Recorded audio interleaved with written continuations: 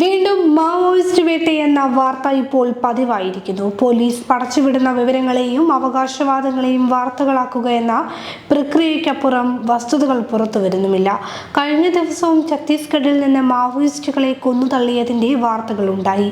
ഛത്തീസ്ഗഡ് അതിർത്തിയിൽ നാരായൺപൂർ ജില്ലയിലെ അബുജുമത് പ്രദേശത്താണ് സുരക്ഷാസേന 27 മാവോയിസ്റ്റുകളെ വധിച്ചത്. 1.5 കോടി രൂപ ഇനാം പ്രഖ്യാപിച്ച CPI ജനറൽ സെക്രട്ടറി ബസവരാജു എന്ന നമ്പാല കേശവറാവുവും കൊല്ലപ്പെട്ടതായി പോലീസ് പറയുന്നുണ്ട്.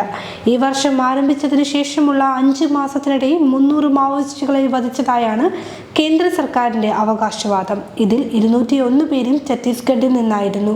ഒരു ദശാബ്ദത്തിനിടയിലെ ഏറ്റവും വലിയ നക്സൽ വേട്ടയും 2009 ശേഷം ഒരു വർഷം കൊന്നുതള്ളിയ കണക്കിലെ ഏറ്റവും ഉയർന്ന നിരക്കുമാണിതെന്ന അവകാശവാദവുമുണ്ട്.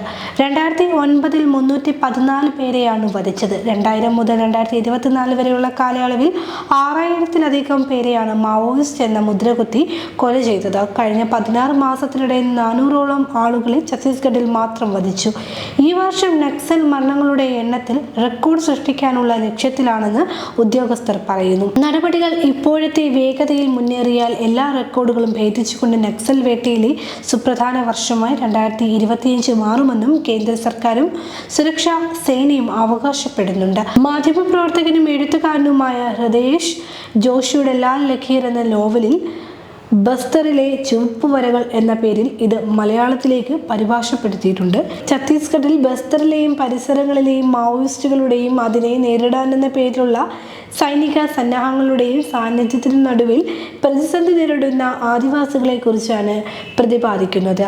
മാവോയിസ്റ്റുകളെ നേരിടാനെന്ന പേരിൽ ആദിവാസികളെ ചേർത്തുണ്ടാക്കിയ സാൽവ ജുദൂം എന്ന സംഘടനയുടെ പേരിലുള്ള ഉപദ്രവങ്ങളും വരച്ചു കാട്ടുന്നുണ്ട്. പ്രകൃതി ചൂഷണത്തിനെത്തുന്ന കോർപ്പറേറ്റുകൾക്കെതിരെ നടക്കുന്ന തദ്ദേശവാസികളുടെ സമരത്തെ നക്സലിസം എന്ന മുദ്രകുത്തി വേട്ടയാടുന്ന ഭരണകൂട സമീപനങ്ങളും നോവലിൽ തുറന്നു കാട്ടുന്നു. ഭരണകൂടത്തിന്റെയും നക്സലിസത്തിന്റെയും സാൽവ ജുദൂമിന്റെയും നടുവിൽ യഥാർത്ഥ മനുഷ്യർ നേരിടുന്ന പ്രതിസന്ധികളാണ് നോവലിൽ അനാവരണം ചെയ്യപ്പെടുന്നത്. BJP അധികാരത്തിലെത്തിയതിനു ശേഷമാണ് മാവോയിസം, നക്സലിസം എന്നീ പേരുകളിൽ മനുഷ്യവേട്ട വർദ്ധിച്ചത് എന്നത് ഗൗരവത്തോടെ കാണേണ്ട വിഷയമാണ്. യഥാർത്ഥത്തിൽ ഉത്തരേന്ത്യയിലെ അവികസിത ഗ്രാമങ്ങളിലെ അതിസമ്പന്നമായ പ്രകൃതി വിഭവങ്ങളുടെ കലവറകളിൽ ഭരണകൂട പിന്തുണയോടെ നടക്കുന്ന കോർപ്പറേറ്റ് കയ്യേറ്റ ശ്രമം ശക്തവും വ്യാപകവുമായപ്പോഴാണ് ഈ 2 പേരുകളിലുമുള്ള വേട്ടകൾ വർദ്ധിച്ചതെന്നത് ശ്രദ്ധേയവും നിർണായകവുമായി കാണേണ്ടതുമാണ്. തങ്ങളുടെ ജീവനോപാധികൾ നഷ്ടമാകുന്ന തദ്ദേശീയ ജനവിഭാഗങ്ങളുടെ പോരാട്ടങ്ങളെ ആകെ നക്സലിസം എന്നോ മാവോയിസം എന്നോ പേരിട്ട് അടിച്ചമർത്തുന്നതിനുള്ള ശ്രമങ്ങളാണ് ഇതിന് പിന്നിലെന്ന സംശയം ഇതുവരെ ദൂരീകരിക്കപ്പെട്ടിട്ടുമില്ല. മാവോയിസവും നക്സലിസവും എന്നത് മാർക്സിസത്തിന്റെ വഴിപിഴച്ച വ്യാഖ്യാനമാണെന്ന നിലപാട് ആവർത്തിക്കുമ്പോഴും അതിന്റെ പേരിൽ വ്യാജ ഏറ്റുമുട്ടലുകൾ സൃഷ്ടിച്ച് കൊന്നുതള്ളുന്ന നടപടി അംഗീകരിക്കാനാവുന്നതല്ല. അത് നിയമ സംവിധാനത്തിന്റെയും ജനാധിപത്യത്തിന്റെയും മനുഷ്യാവകാശത്തിന്റെയും നേരെ ആയുധങ്ങൾ ഉപയോഗിച്ച് നടത്തുന്ന വെല്ലുവിളിയും ഭരണകൂട ഭീകരതയുമാണ്. തെറ്റ് ചെയ്യുന്നവരെ കൊന്നുതള്ളുക എന്നത് നമ്മുടെ നീതിന്യായ സംവിധാനത്തിൽ ഒരിടത്തും ഇല്ലാത്തതാണ്. വധശിക്ഷ പോലും അങ്ങേയറ്റത്തെ ശിക്ഷയായി കണക്കാക്കുന്ന നീതിന്യായ വ്യവസ്ഥയാണ് രാജ്യത്തുള്ളത്. കൊടും കുറ്റവാളികൾക്ക് പോലും മാനസാന്തരം വരുത്തുവാനുള്ള അവസരം നൽകണമെന്ന് നിഷ്കർഷിക്കുന്നതാണ് നമ്മുടെ നിയമവ്യവസ്ഥ. ജയിൽവാസം പോലുള്ള ശിക്ഷാമുറകൾ തന്നെ അതിനുള്ളതാണ്. അങ്ങനെ ഒരു രാജ്യത്ത് ഇത്തരം നീതി നിർവഹണം കാടത്തമാണ്. ഉത്തർപ്രദേശ് ഉൾപ്പെടെ BJP ഭരിക്കുന്ന പല സംസ്ഥാനങ്ങളിലും കുറ്റാരോപിതരെ ഏറ്റുമുട്ടൽ, കൊലപാതകങ്ങൾ, ബുൾഡോസർ രാജ് തുടങ്ങിയ നിയമാതീത ശിക്ഷകൾക്ക് വിധേയമാക്കുന്നതിനെ സുപ്രീം കോടതി പോലും നിശ്ചിത ഭാഷയിൽ വിമർശിക്കുകയും തടയുകയും ചെയ്തിട്ടുണ്ട്. നേർവഴിക്ക് വരാൻ സന്നദ്ധമാണെന്ന് പ്രഖ്യാപിച്ചവരെ പോലും ഏറ്റുമുട്ടലുകളിൽ വധിച്ചുവെന്ന് അവകാശപ്പെടുന്നത് ഭീരുത്വവുമാണ്.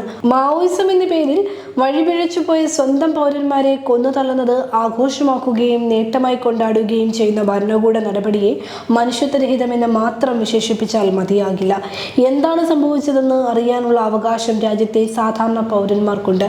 അതുകൊണ്ട് മാവോയിസ്റ്റ് വേട്ട എന്ന പേരിൽ സർക്കാരും സുരക്ഷാ സേനയും നടത്തുന്ന ഭീകരത പുറത്തു കൊണ്ടുവരുന്നതിന് സമഗ്രമായ അന്വേഷണവും നീതിപീഠങ്ങളുടെ ഫലപ്രദമായ ഇടപെടലുകളും ഉണ്ടാകേണ്ടതുണ്ട്.